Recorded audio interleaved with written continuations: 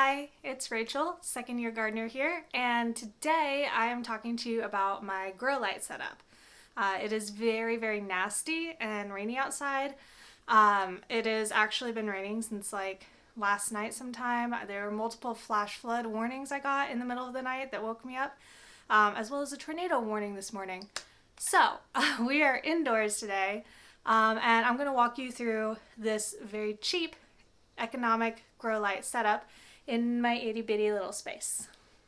So as I mentioned in a previous video, I am making do with the itty bitty space that I have. This is basically the only room in the apartment that I have that I could set this up. And basically what I have here, I have some seeds I am trying to germinate from the previous video. These are mostly pepper seeds and one set of basil seeds.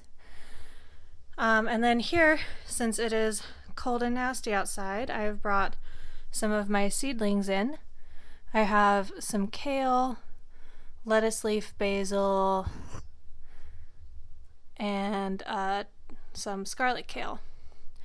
Also, my purple basil just sprouted. You can barely see it there. So when you're looking for grow lights, there are two main things that you have to consider for it to be successful. The first thing is going to be how many lumens, and that basically translates to how many photons are actually coming out of the light bulb and hitting your plant. And then the second thing you have to look for is Kelvin, which is going to tell you how warm or cool the light is. And the cooler the light, the more UV light that it's putting out, and that's what your plants are going to need. And so you don't actually have to buy a light that's marketed as a grow light for it to be effective at helping your plants grow. As you can see, I have regular desk lamps lined up here to use as my grow lights. And the reason that I chose desk lamps is one, I had one already and it was free. And two, I already had some white light bulbs that I had bought to brighten up my room because I don't actually have overhead lighting in here. So I actually already had the supplies I needed unknowingly, and then I just hit up my friends and asked to borrow some of their desk lamps for the next couple of months while I am starting my seeds. Alright, so let's get into the specifics of the requirements for these light bulbs. When you're looking at grow lights, I've heard that you need 5,000 Kelvin. Remember, that's the one that tells you how warm or cool the light is. And then you want at least 5,000 lumens as well. And the thing with lumens is that they're additive, which is very, very convenient because buying cheaply a 5,000 lumen bulb, it's not going to happen. I was on Amazon earlier today and I found some 2,800 lumen bulbs. A set of 4 was $50 and I cannot afford $50 worth of bulbs. So what I did at Walmart a while back, I found these. And each of these is 1,500 lumens.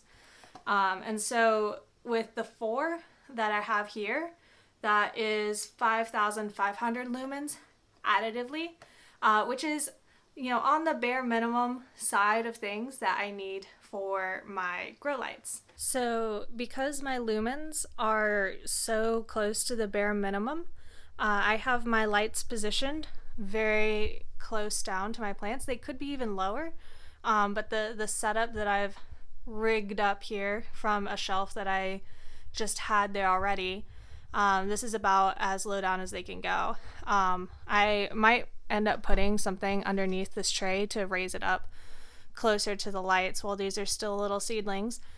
But basically, like I said, each one of these lights puts out 1,500 lumens.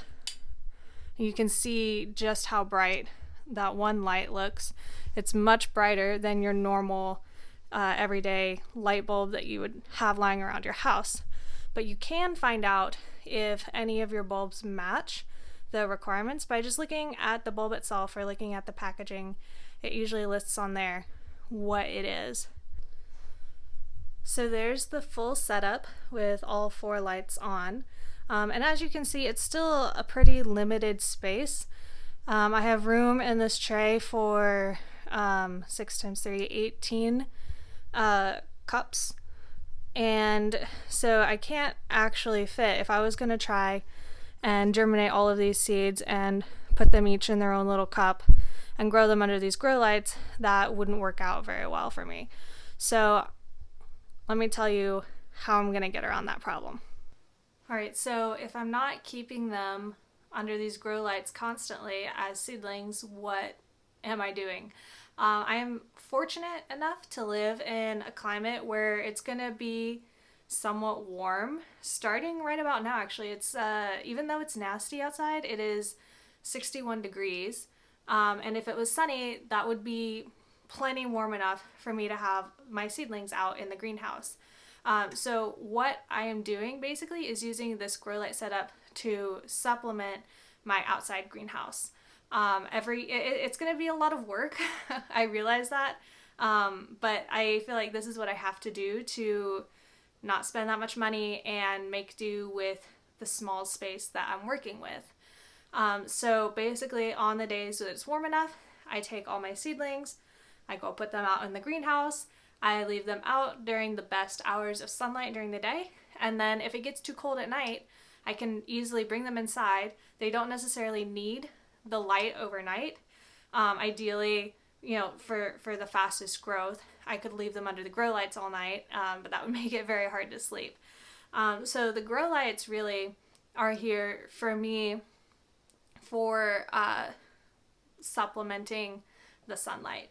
Say I have like a week in a row that it's not going to be very light outside, they'll be in here under the grow lights. And if I end up with enough plants while it's still too cold, or many days of no sunshine outside, I might have to start doing some rotations in and out of the grow lights. Hopefully that won't happen, but basically the plan is for the plants to spend most of their time outside in the greenhouse, and for this to just be supplemental and kind of a boost for them while they're still really little. One other thing I wanted to mention is that while high lumen lights are pretty expensive, this box that I got a while back, all 4 of these together, this was a little less than $10 right off the shelf. And to me, that's a reasonable investment in lights, even if I was just going to buy these for this purpose. That's a really reasonable amount of money for me to spend, as opposed to the $40, $50 for the higher lumen bulbs, or God knows how much for those big shop lights, grow lights, and especially the ones marketed specifically as grow lights are going to be very expensive. But this setup was the $10 of bulbs, and the lamps were free to me. Like I said, I had one, borrowed the rest from my friends. So it's really just making do with what I have. And I know a lot of you are probably in the same situation where you don't really have that much room. You don't have a whole lot of money to just spend on a small garden hobby. And so I think that this is a really good option for people like us, where we don't have a room, a garage to dedicate to growing all of our plants for the next season. Alrighty, well that is all that I have for you guys today. Definitely pop those questions in the comments if there's something you think I didn't explain fully. Let me know. This is, again, my first time trying this, so I definitely don't know exactly what I'm talking about. I'm just doing the best with what I've read and what I've heard. So we'll see if this setup works out. Anyways, until next time, Draco and I say happy gardening.